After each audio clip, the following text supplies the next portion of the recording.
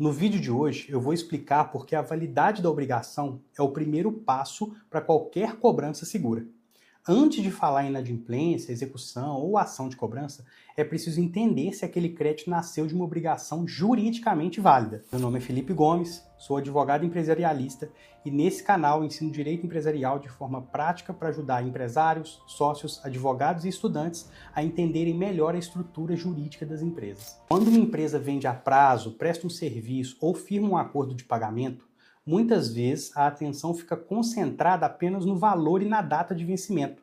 Mas existe uma etapa anterior que costuma ser esquecida: verificar se o negócio jurídico que deu origem à dívida é válido. O artigo 104 do Código Civil diz que a validade do negócio jurídico requer 3 elementos: agente capaz, objeto lícito possível, determinado ou determinável e forma prescrita ou não defesa em lei. Traduzindo isso para a rotina empresarial, não basta existir uma promessa de pagamento.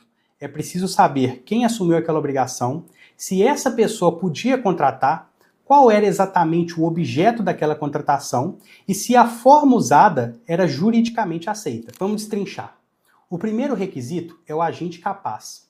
Isso envolve a pessoa que contratou, a empresa que assumiu a dívida ou, em muitos casos, a pessoa que assinou em nome da empresa. Em uma cobrança empresarial, um problema comum aparece quando alguém assina um contrato sem poderes suficiente para obrigar juridicamente a pessoa jurídica. A empresa credora pode até ter um documento assinado, mas se a pessoa que assinou não podia representar o devedor, a cobrança pode enfrentar uma discussão séria. Por isso, a análise da capacidade não é apenas uma formalidade, ela protege a origem do crédito. O segundo requisito é o objeto lícito, possível, determinado ou determinável. Objeto é aquilo que foi contratado.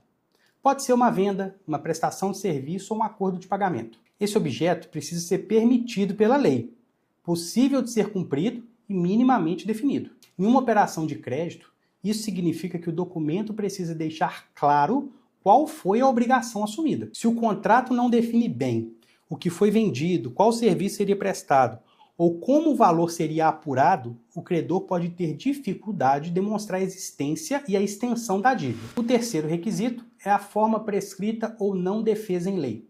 Em regra, muitos negócios podem ser feitos de forma livre, mas alguns atos exigem uma forma específica. Além disso, mesmo quando a lei não exige uma forma solene, a documentação continua sendo essencial para provar o crédito. Aqui entra a discussão importante. Validade e prova não são a mesma coisa. Um negócio pode ser válido, mas mal documentado.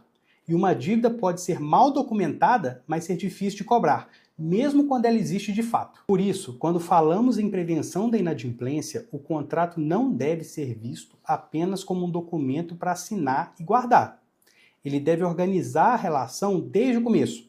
Quem contratou, o que foi contratado, qual o valor que foi ajustado e quais as consequências que surgem se o pagamento não for feito. Uma empresa que vende sem verificar esses pontos pode descobrir o problema apenas depois do atraso. E nesse momento, a discussão deixa de ser só financeira. O devedor pode questionar a contratação, a representação, o valor ou até a própria existência da obrigação. Em uma análise técnica de crédito, o primeiro passo não é protestar, negativar ou ajuizar uma ação. O primeiro passo é olhar para a formação da dívida. A pergunta central é: esse crédito nasceu de uma obrigação juridicamente válida e minimamente demonstrável? Quando essa resposta é positiva, a cobrança começa em uma posição mais forte. Quando a resposta é duvidosa, talvez seja necessário reforçar a documentação, formalizar uma confissão de dívida ou organizar a prova antes de adotar uma medida mais agressiva. Isso vale para empresas que fazem vendas recorrentes, prestadores de serviços e credores que trabalham com acordos parcelados. A inadimplência aparece no vencimento, mas muitas vezes o problema foi criado lá atrás, na contratação. Então, guarda essa ideia. Antes de cobrar, a empresa precisa entender se a dívida nasceu bem.